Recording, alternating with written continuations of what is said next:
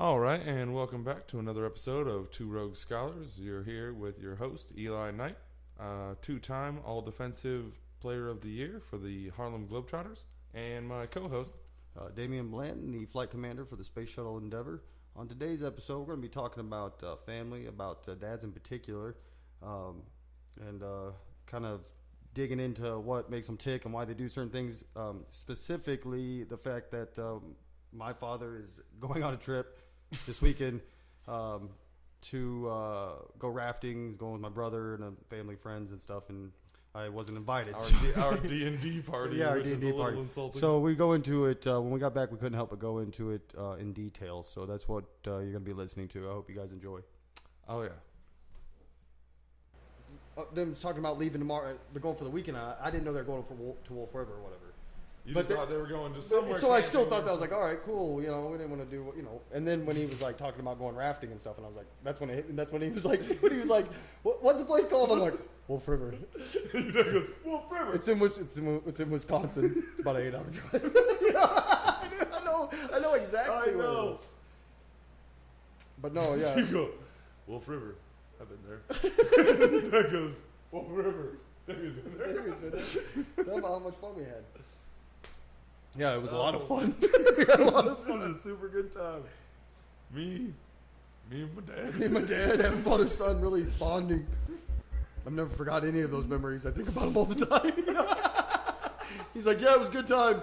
Just, you know. Oh, no. Yeah. I don't think we want to be... No, it's all right. It's all right. You want to record the Yeah. time of your life? Sometimes, you know. But back to the relationship, though, between us, is I'm surprised. You know, like, I'm surprised. This caught me on this one. Not so much that it wouldn't surprise me if, you know, that he would go up to Wolf River or go to, drive to Texas or do anything and tell me he went and wrestled an alley, like did something crazy by himself. He's done it 1,000 times. And you're like, oh, like he went roll a bull like, and cool. Right. And he's taken me on a lot of things too, but he's always been that type. Or just leave for the weekend and go all the way up to Copper Harbor by himself. He got some idea in his head. And he was like, this is for me. Exactly. That I would have gotten. I still would have been like, oh, that sucks, but that's just how he is. Understandable. Oh no, but it's a whole big thing with the people that we all hang out with that we were just, that we discussed. There are literally our D&D party that we play with. Right. The last 2 weekends in a row, we're playing D&D with them, talking about that place. We're talking about Wolf River. Talking about how all we want to do is travel and how nice it's going to be. And I literally pull up and, hey, I just bought a new traveling truck. I just bought that new traveling truck. I bought a home I can bring with me. That's meant for traveling, you know? Oh, man. So everything that I've learned, and then all my skills is like interpreting social cues and like my obsession with like, I guess obsessing over like even the politics of the normal world. Yeah, that's why I'm fascinated with the politics of like, because any job I've ever worked, I instantly started placing like political aspirations to everyone. I was like, oh, I get why you are friends with this guy. I know why you talk to him exactly this way. What type of person this person is. Yeah, exactly. And I'm good at it, and I can usually figure it out, and I can see why. And anytime I get stumped, I'm like, wow. Yeah, and I'm usually pretty reasonable about it because I can be. I'm the type that I can always be like, I see that in his scenario, okay, or whatever. From his perspective, right. That's why we try to put such a good twist on this, and it's so hard. Yeah, to put I was trying my because hardest to even in the sugarcoat best of light, there still comes down to him not inviting us today. Yeah. Regardless, there's no reason. Knowing in his head and then choosing, nah, that's not a good call. Right, yeah. Which is a bad call. Right. You know, just not offer. You know, that was surprising. Even, like we said, to just frame it in the sense that, to put it back on you. Yeah. You just hit the ball back. Right. Send it back in our court. Right. Just go, oh, well, we just thought it'd be a whole hassle with all the gas. Our truck was full. We didn't think we thought you were busy this weekend. Right. You say that in succession and then go, but if you guys want to go. Right. Because then instantly, my framework is, oh, no, I'm not going to. No, you just framed out 3 reasons why I shouldn't go. Right. No, I get it that you don't want me to go, but you're being polite. You're right. But give me the common courtessy.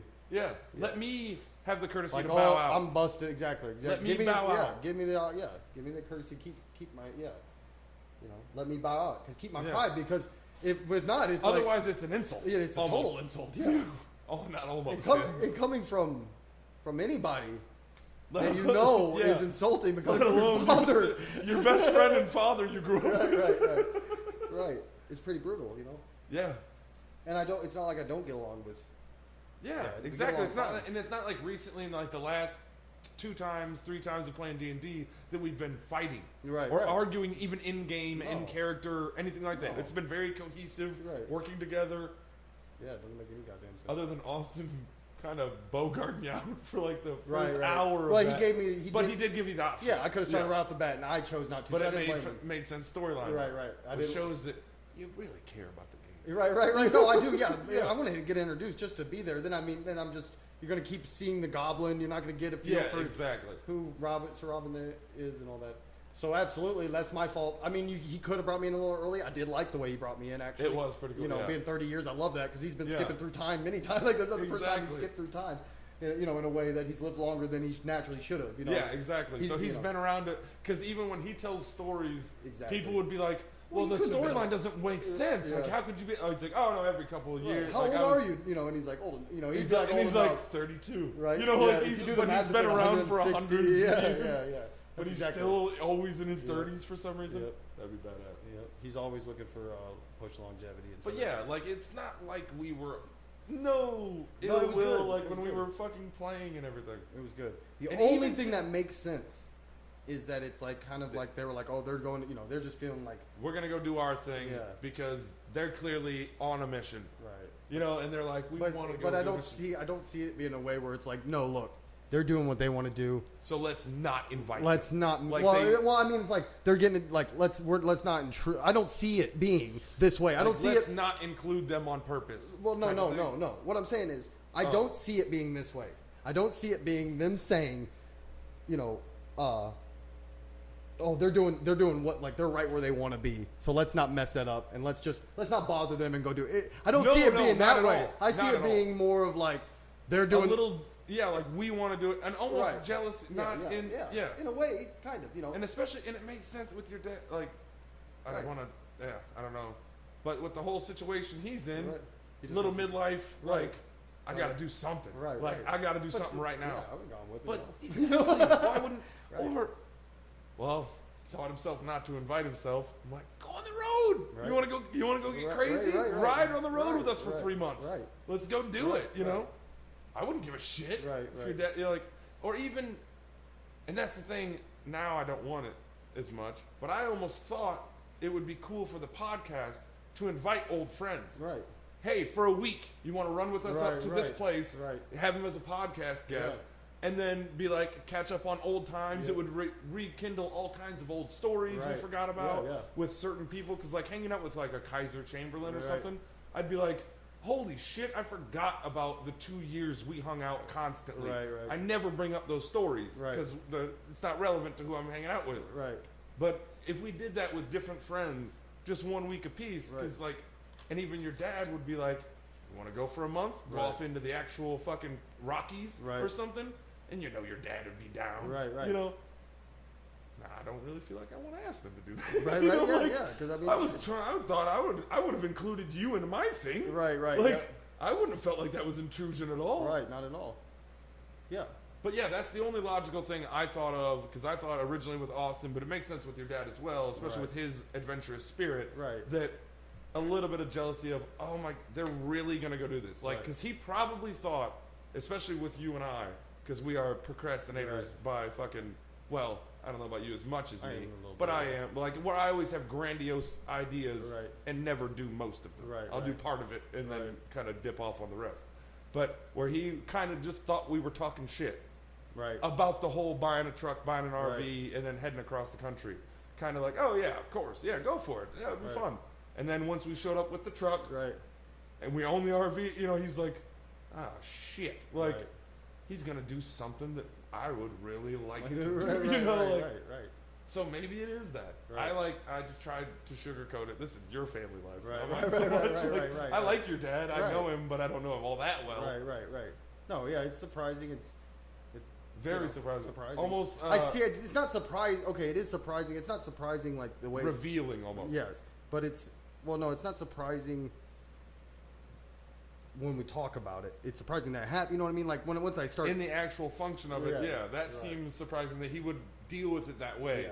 But once you're thinking back on it, kind of you could rationalize. I can see it. I guess. Yeah. In a way, And it would make sense. And that's fine I don't know if too. it was because I could understand just from my point of view, from the outside looking in, if I was your dad and you were my kid, and I hadn't done what we're doing right now, I could understand if my kid did it at 30, I would be fairly salty.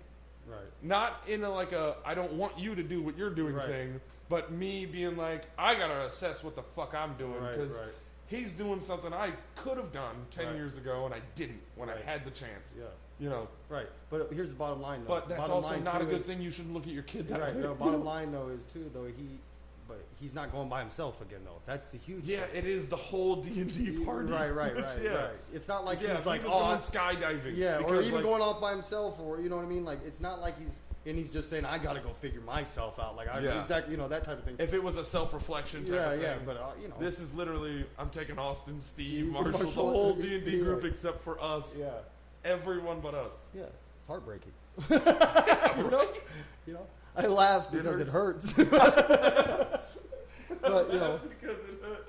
But, it's strange. It's a strange scenario, especially when, again, like on the text, it's always like, oh, yeah, you can stop by whenever, or, we're going to go play D&D, or... Very cordial. Yeah, inviting us, you can stop by whenever you want, all that type of stuff. Yeah.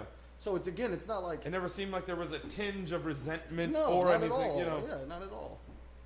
I mean, not at all. Yeah, and he, even with me, he hasn't seen me in years, and he was just super nice. You'd be pretty cool. I don't know why. Instinctively, when it first happened, I didn't think it was her. I thought something else was in here. Right. When he started, I was like, get it! Right, yeah. I didn't know what was going on. I think he just got confused. I think he was in a deep sleep and shot up. I think she probably went up and fucked with him or started sniffing on him. Right, he just felt it in this dream or whatever. And then I think when he woke up and barked at first, he still was confused and just attacked whatever's near. Right, you're fine. Because when he comes around, he looks at you. You just see it in his eyes. He's like, "What's going on?" You just know. He's like, "I'm like, oh, you just woke up." He don't mean nothing malicious ever. Yeah. You know what I mean? If Echo or Bella would have done it, then I would have been like, "Oh, they might have just been bitches." You know what I mean? They snapped at right, for being an asshole. No, Bob, you don't need to be here. You think he was? It goes right back to the dick too. She's like, that's probably what it was. Probably touch his dick. Yeah, that's what I'm thinking. That's what I was thinking. He's sleeping, and she went down by his balls. And he woke up going, what the fuck? Hey, what's on my dick? What's my dick? Right. Well, I was thinking if you just woke up and you knew something was on your dick. That's all you knew. Touching your dick, you don't know. Yeah, your reaction would be aggressive. Absolutely.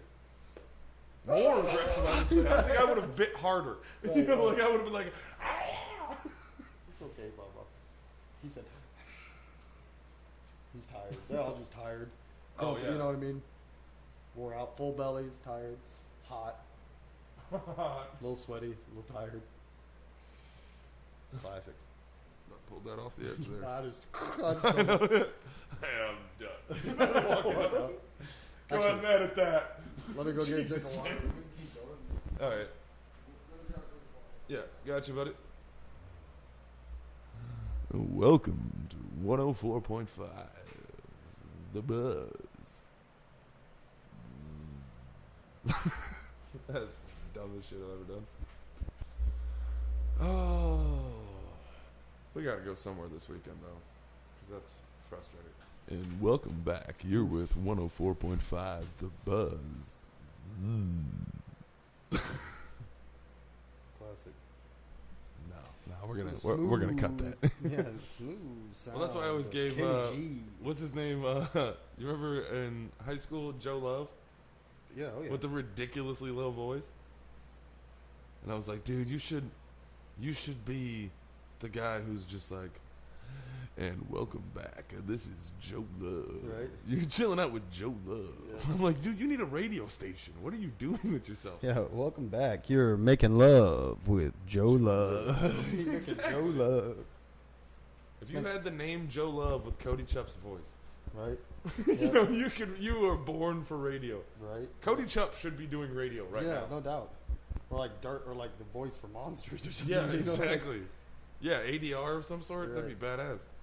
I've always thought about that'd be fucking so fun to do voiceover work. Yeah. Easy money. Oh, absolutely. Easy money. Talking, you gonna pay me to talk?